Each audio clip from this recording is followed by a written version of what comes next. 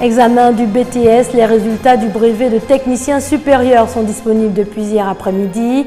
Sur 60 969 candidats, 30 050 ont été déclarés admis, soit 49,29% d'admis contre 25,77% en 2014. Une étape pilote importante dans le cadre de la mise en œuvre de la politique nationale de protection de l'enfant. 6 directeurs régionaux viennent d'être installés. Ils ont reçu leur arrêté préfectoral. La transition est de retour au Burkina Faso. Michel Kanfondo a repris ses fonctions de président ce mercredi à Ouagadougou. Bonsoir à tous et merci de vous informer sur RTI2. Ils sont disponibles depuis hier après-midi. Les résultats du brevet de technicien supérieur BTS affichent au compteur un taux de réussite de 49,29% contre 25,77% en 2014. Ce sont ainsi 30 050 candidats sur 60 969 qui ont été déclarés admis. Ce matin, les candidats ont envahi cybercafé et centre d'examen pour voir s'ils étaient parmi les admis. Christelle et Herman Yamia. Les résultats du brevet des techniciens supérieurs BTS disponibles depuis hier en ligne et dans les centres de composition. Des candidats heureux laissent éclater leur joie. Je suis très émue, je suis contente. Je remercie Dieu pour cette admission parce que ce n'est pas donné à tout le monde. Il y a eu mon ami qu'on a dit c'est propre, c'est propre. Nous tous on a eu ici avec mes amis, qu'on a Christian, Loukou. Amani Aya, nous tous, ça a marché pour nous cette année. On dit merci à Dieu. Nous allons chercher à faire un stage et puis à soutenir le diplôme pour pouvoir chercher du travail. Déclaré inadmissible en ligne, Daniel Nagué s'est rendu ce mercredi matin au CBCG de Trècheville. Le constat est tout autre sur place. Je n'avais pas mon nom sur la liste. Non, le matin, j'ai appelé mon nom pour qu'il l'aille vérifier parce que je ne pourrais pas venir. C'est à ce moment-là que mes amis m'ont appelé pour me dire que j'ai eu mon examen. Dans cette atmosphère de joie, un autre tableau se dresse à nous. Des candidats qui font face à leur échec. Pour les chefs de centre du CBCG de Cocody et de Trècheville, les résultats sont satisfaisants. On atteint déjà les 40% dans certaines filières. Pour le moment, il n'y a pas trop d'affluence parce que tout le monde est concentré d'abord pour voir sur le net. Mais pour les réclamations, ils viendront et on va recevoir. Sciences de l'information, nous avons 56,85%. CJPI, sciences juridiques, nous avons 0%, c'est-à-dire qu'il n'y a pas d'admis sur 7 candidats. Finance assurance, pour 72 candidats, nous avons 55,71% de réussite. FCGE, pour 13 308 candidats, nous avons 35,34% de réussite. Le résultat cette année est nettement supérieur. Nous espérons que dans les années à venir, nous ferons plus que 50%. Le BTS session 2015 a enregistré un taux de réussite de 49,29% contre 25,77% en 2014. Et voici une étape importante dans le cadre de la politique nationale de protection de l'enfant. 6 directeurs régionaux viennent d'être installés. Ils ont reçu leur arrêté préfectoral. Désormais, ils ont carte blanche pour veiller au respect des engagements pris par l'État ivoirien. Fidèle Aigné, Yasmine Kanga et Chantal Eouman à Kandan. Lancée en 2014, la politique nationale de protection de l'enfant est à une étape essentielle dans sa mise en œuvre. Avant de s'étendre sur l'ensemble du territoire national, 6 régions du pays ont été sélectionnées pour tester les mécanismes de coordination et de pilotage du système de protection de l'enfant. Un arrêté préfectoral est remis aux directeurs régionaux en charge de la protection de l'enfant. Il s'agit de la mise en œuvre d'une politique nationale de protection de l'enfant. Le président de la République met un point d'honneur dans la protection et dans le respect des droits des enfants en Côte d'Ivoire. Les organisations internationales se réjouissent d'accompagner et de soutenir les actions prioritaires pour chacune des régions en matière de protection de l'enfant. Au nom de l'UNICEF, je tiens à féliciter chacune d'entre vous pour votre engagement et à saluer tout particulièrement l'adoption officielle des arrêtés préfectoraux qui mettent en place les mécanismes régionaux de coordination et de suivi en matière de protection de l'enfant. Les préfets de région et les directeurs régionaux en charge de la protection de l'enfant sont conscients de la charge qui leur incombe. En ce qui concerne la région du Kabadougou, le phénomène des talibans, il y a également le mariage précoce. C'est un fléau Et il faut combattre cela. Dès lors que le gouvernement a pris une décision, le préfet est chargé d'appliquer cette décision dans sa région. Donc nous sommes en partie prenante s'agissant de la mise en œuvre des mécanismes pour mieux protéger nos enfants dans ces régions. Dans la mise en place de ce projet pilote, les régions du Béké, du Gontougo, du Tonkwi, du Poro, du Kabadougou et du Bunkani ont été retenues. Direction à présent le département de Didiévi, la 13e journée africaine de la médecine traditionnelle commémorée à Boli. Les tradipraticiens issus des régions du Bélier, de Gbeke et de Lifou ont réfléchi notamment sur les conditions de la pratique de la médecine traditionnelle. Soro Corona et Léon Brou. Retrouvailles entre 1000 tradipraticiens rythmés de prestations de comian, tout se déroule à Boli dans le département de Didiévi, cadre de la célébration de la 13e journée africaine de médecine traditionnelle. Occasion pour les acteurs de ce domaine de dire leur engagement quant à une meilleure offre de santé, à la clé le renforcement de la coopération entre médecine traditionnelle et médecine moderne. Nous devions nous unir nos forces, nos pouvoirs, afin d'aider la médecine conventionnelle à pouvoir s'occuper de notre population.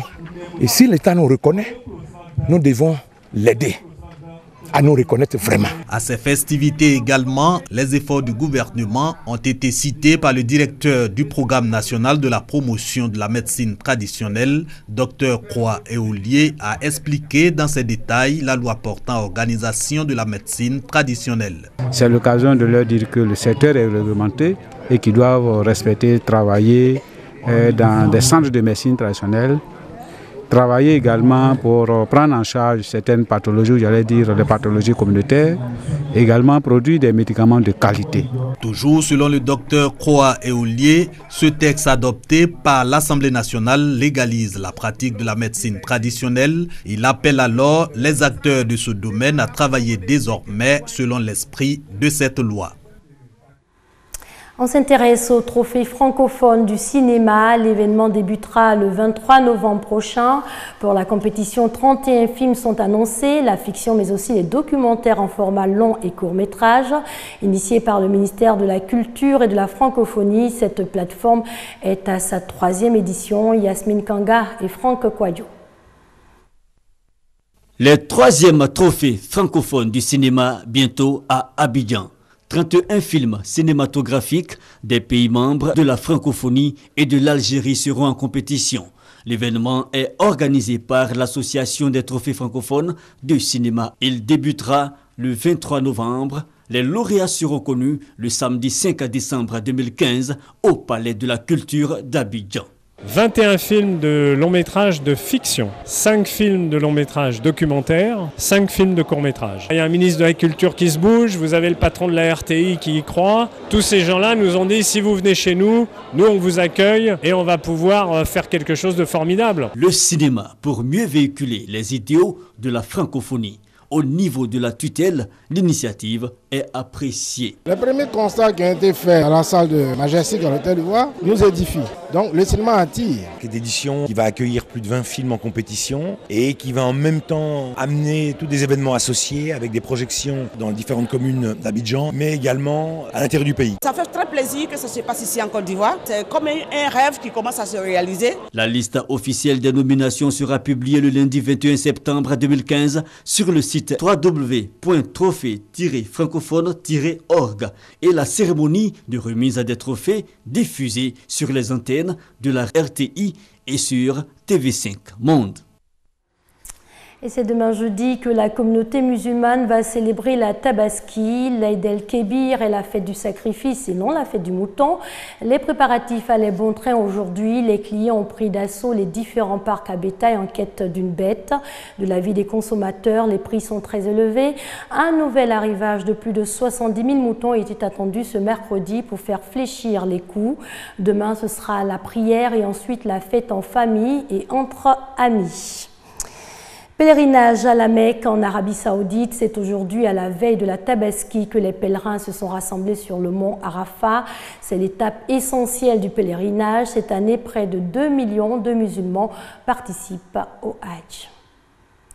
Au Burkina Faso, Michel Kafando de retour au pouvoir ce mercredi. Il avait été démis par le régiment de sécurité de la garde présidentielle il y a une semaine suite au coup d'État du 16 septembre dernier. Michel Kafando a repris officiellement ses fonctions de président ce mercredi donc à Ouagadougou. C'était au cours d'une cérémonie de réinstallation. Elle était présidée par une délégation de chefs d'État de la Communauté économique des États de l'Afrique de l'Ouest CEDEAO.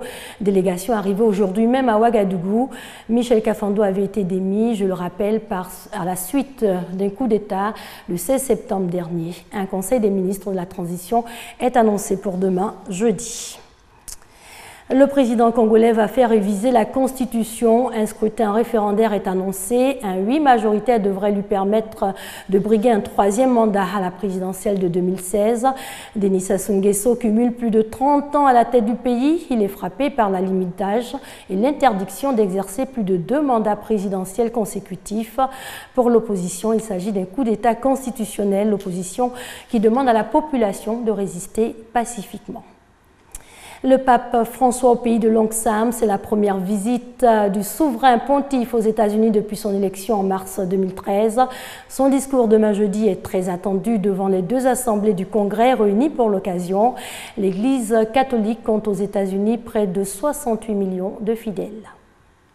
Complicité affichée à la Maison-Blanche entre le pape argentin et le président américain. Sur 2 chantiers clés pour la fin de son mandat, le climat et Cuba, Barack Obama a salué le soutien du pape. François, qui s'est présenté comme un fils d'une famille d'immigrés, a aussi insisté sur l'urgence climatique, un combat qui ne peut être laissé à la génération future, et a réclamé un développement qui intègre les exclus.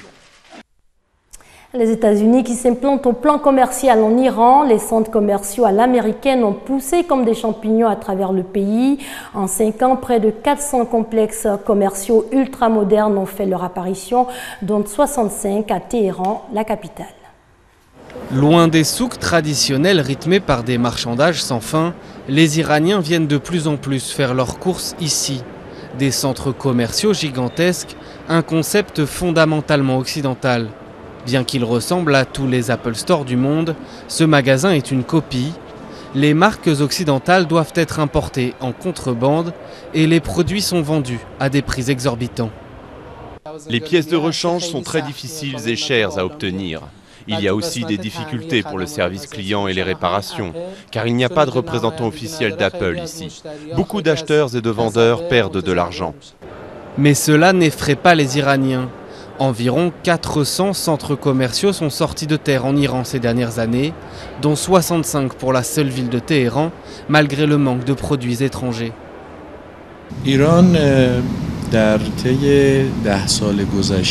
Pendant les 10 dernières années, l'Iran a eu des problèmes avec la communauté internationale. En conséquence, le pays doit aujourd'hui gérer le manque d'investissements étrangers.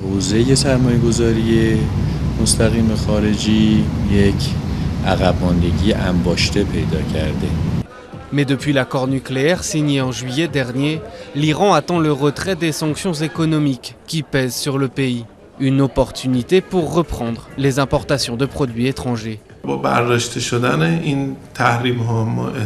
pensons qu'avec le retrait des sanctions, nous allons voir émerger une nouvelle situation et de nouvelles conditions en termes de marques en Iran.